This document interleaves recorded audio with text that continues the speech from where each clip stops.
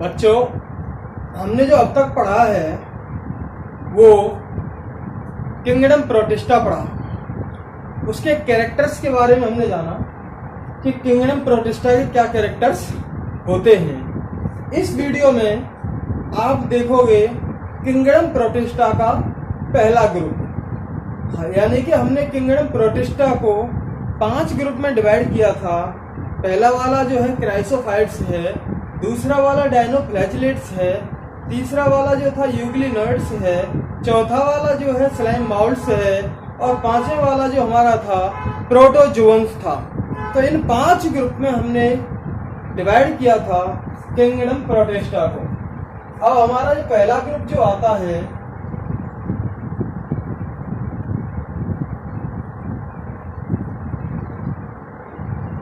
Chrysophytes आता है। पहला ग्रुप कौन सा है? क्राइसोफाइट्स। अब हम इसको देखते हैं, ये क्राइसोफाइट्स क्या है, इसकी क्या खास बात है। तो सबसे पहला वाला जो पॉइंट है, इसमें गोल्डन एल्गी, जो सुनहरे एल्गी होते हैं, बहुत काई सी जो होती है, वो इसमें आते हैं और डायटम्स आते हैं इसमें। पहला पॉइंट है इसका, इट कंटेन्स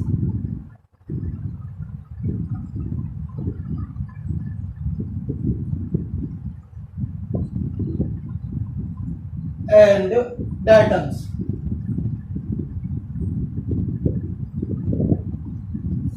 गोल्डन एल्गी और डायटम्स आते हैं। आप ये नाम याद रखें, गोल्डन एल्गी और डायटम्स। ऐसे डायटम्स जो होते हैं बहुत छोटे छोटे माइक्रो ऑर्गेनिजम्स, बहुत छोटे छोटे जीव भी इसमें आते हैं। और इनकी पहचान क्या होगी वो बता देते हैं, क्योंकि इनमें 2 लेयर पाई जाती हैं। सेल के चारों तरफ 2 लेयर पाई जाती हैं और ऐसे फिट रहती है, जैसे साबुन है ना, साबुनदानी में बंद रहता है ऑर्गेनिज्म। इसका ऑर्गेनिज्म ऐसे अंदर लेयर्स के बीच में बंद होता है।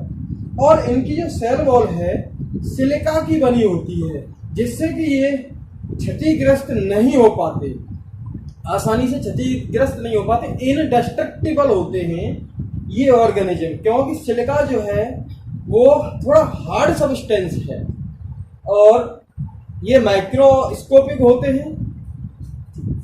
दूसरा वाला point, these organisms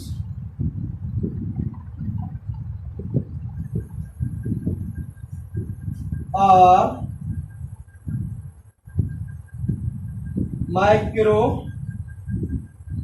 microscopic. Microscopic का मतलब जो है, माइक्रोस्कोप से ही इन ऑर्गेनिजम्स को हम देख सकते हैं। बहुत छोटे छोटे ये ऑर्गेनिजम्स होते हैं। तो दीज ऑर्गेनिजम्स आर माइक्रोस्कोपिक। तीसरा वाला पॉइंट, कहां पर पाए जाते हैं ये ऑर्गेनिजम्स, कहां पर पाए जाते हैं? तो ये ऑर्गेनिजम्स जो हैं पानी में पाए जाते हैं, चाहे वो फ्रेश वाटर हो, नदी तालाब का पानी हो या समुद्र का पानी हो, तो ये दोनों तरह के ही पानी में पाए जाते हैं। These organisms are present in fresh water as well as marine water।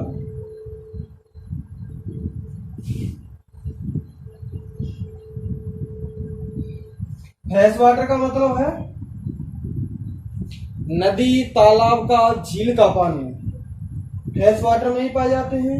और ये मैराइन वाटर में भी पाए जाते हैं। मैराइन वाटर का मतलब है समुद्र का पानी, उसमें भी ये ऑर्गेनिजम्स पाए जाते हैं।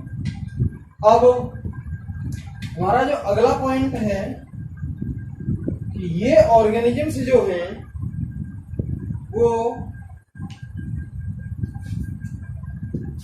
न्यूट्रिशन कैसे लेंगे।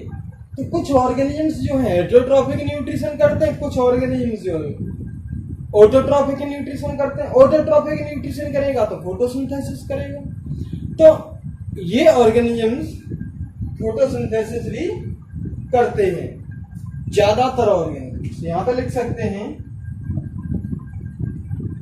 Most of them perform photo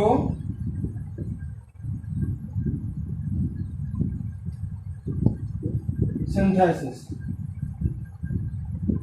ज्यादातर इनमें फोटोसिंथेसिस करते हैं और ये ऑर्गेनिजम्स बहुत ज्यादा पाए जाते हैं। तो चीफ प्रोड्यूसर्स हैं। मैंने आपको बताया था प्रोड्यूसर्स का मतलब क्या होता है, जो खाना प्रोड्यूस करता है। खाना कब प्रोड्यूस करेगा, फोटोसिंथेसिस से खाना प्रोड्यूस करेगा।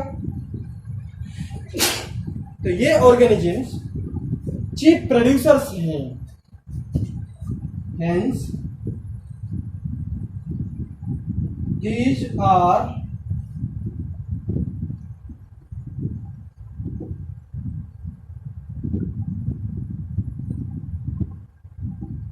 Chief producers. ये ऑर्गेनिज्म चीफ प्रोड्यूसर्स होते हैं, बहुत ज्यादा खाना प्रोड्यूस करते हैं। क्यों कि ये ऑर्गेनिज्म बहुत ज्यादा मात्रा में पाए जाते हैं। अब ये ऑर्गेनिजम्स जो हैं मैंने बताया था 2 लेयर परत के फॉर्म में ही पाए जाते हैं। इसकी जो सेल वॉल है, जैसे ये ऑर्गेनिजम्स है, एक लेयर ये पाई जाएगी, दूसरी लेयर ये पाई जाएगी। तो इसके अंदर ऑर्गेनिज्म आराम से सरवाइव करेगा। ये ऑर्गेनिजम्स जो है ये वाला जो ऑर्गेनिजम्स जो है इसके अंदर जो है ये आराम से 2 लेयर के बीच में सर्वाइव करता है। ऐसे रख जाता है जैसे साबुनदानी के अंदर साबुन। तो ये ऑर्गेनिजम्स में सेल वॉल से होती हैं, 2 थिन ओवरलैपिंग होती हैं।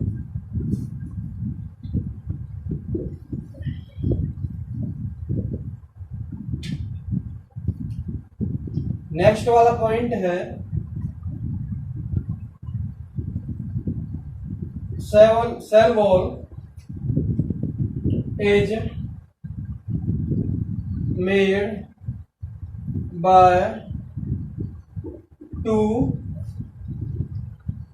thin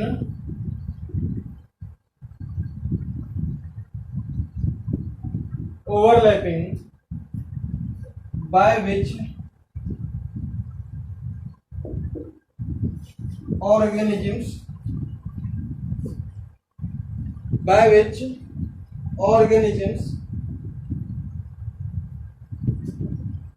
present as soap box।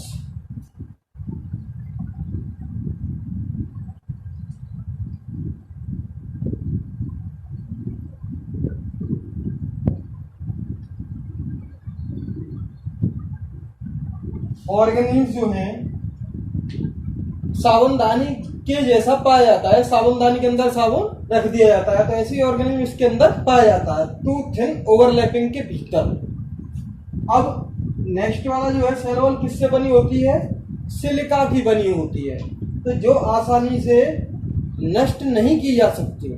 तो अगर ये ऑर्गेनिज्म बहुत ज्यादा होते हैं तो क्या है, मैंने बताया था डायटम्स पाए जाते हैं। शुरुआत में जो पहला वाला जो पॉइंट लिखवाया था वो ये लिखवाया था कि ये किसको इंक्लूड करते हैं, डायटम्स को और गोल्डन एल्गी को। तो जो डायटम्स इनकी जो सेल वॉल है सिलिका की बनी होती है और वो आसानी से क्षतिग्रस्त नहीं की जाती, तो वो बहुत सालों तक ऐसी रखी रहेगी तो हमारी धरती डायटमस अर्थ हो सकती है, यानी कि डायटम ही डायटम बहुत ज्यादा होने की संभावना है। तो हम लिख सकते हैं cell wall made by silica which is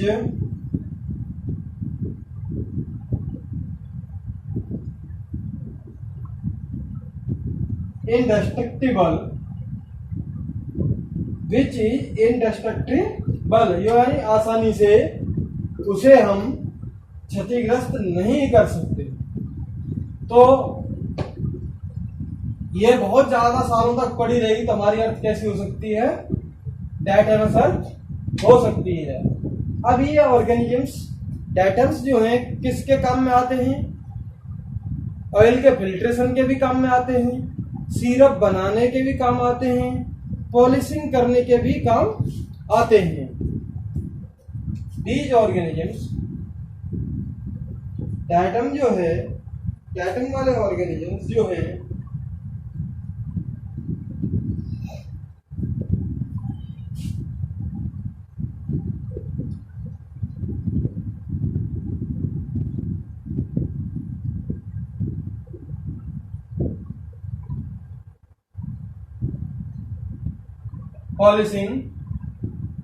polish करने के काम आएंगे,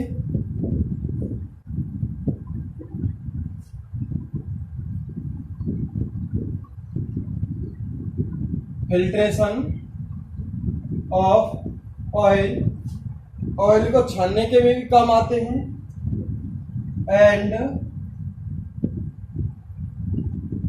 मेकिंग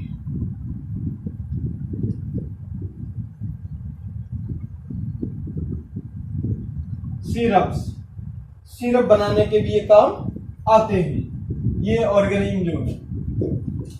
अब ये हमारा कंप्लीट हो गया है क्राइसोफाइट्स। अब दूसरा वाला जो था वो हमारा कौन सा था? डायनोफ्लैजिलेट्स। तो दूसरा वाला हम पढ़ेंगे डायनोफ्लैजिलेट्स।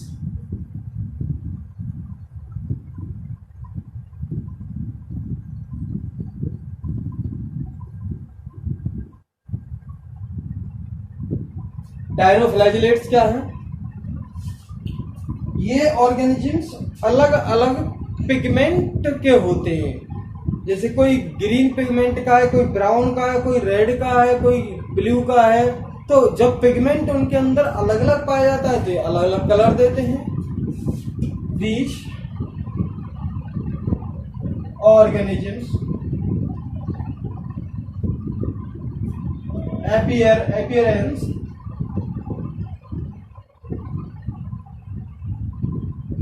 different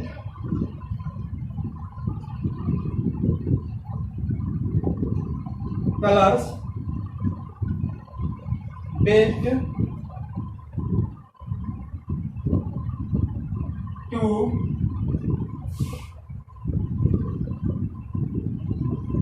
different pigments.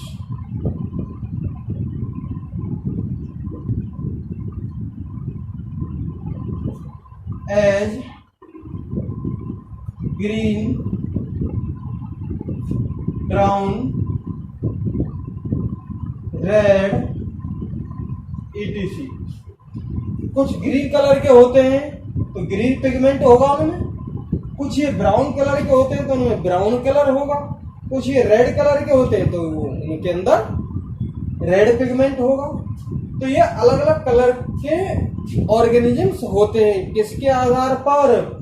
उनके अंदर पाए जाने वाले पिगमेंट के आधार पर। अब जो है इन ऑर्गेनिजम्स के अंदर फ्लैजेला होता है जिससे कि वो मूव कर सकते हैं। ये ऑर्गेनिजम्स है, एक फ्लैजेला यहाँ होगा और एक फ्लैजेला यहाँ पे भी हो सकता है। तो एक तो लॉन्गिट्यूडिनली फ्लैजेला प्रेजेंट होता है और एक ट्रांसवर्सली फ्लैजेला प्रेजेंट होता है जिससे कि आराम से मूव कर सकते हैं।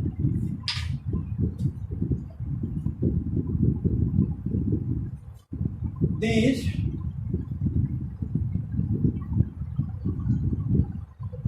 organisms are motile due to flagella which present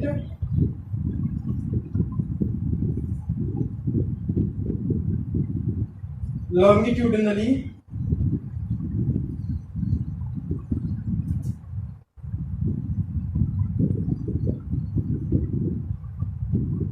and transversely.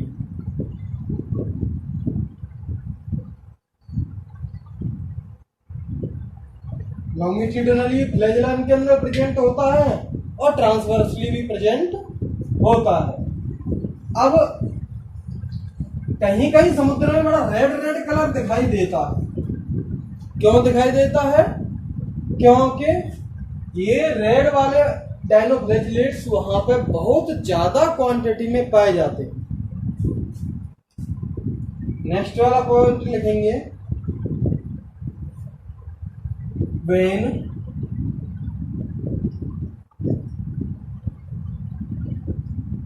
red dinoflagellates present in large numbers. When red dinoflagellates present in large numbers, they give color red. They give red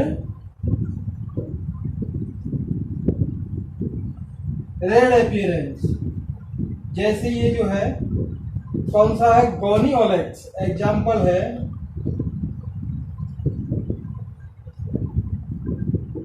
Gonyaulax.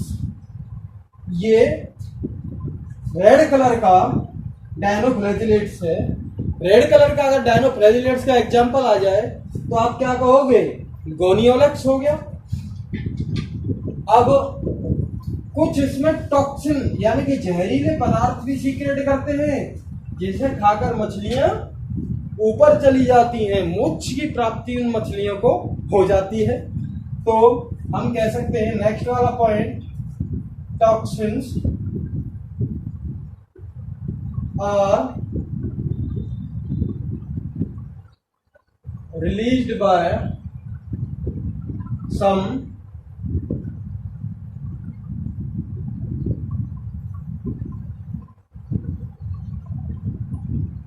toxins are released by some dinoflagellates by which kill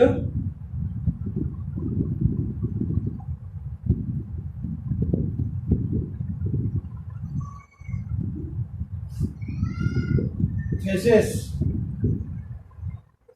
जिससे मछलियां मर जाती हैं। तो ये इतने खतरनाक होते हैं भाई। कुछ के द्वारा टॉक्सिन जहरीले पदार्थ भी रिलीज किए जाते हैं जिससे कि मछलियां मर जाती हैं।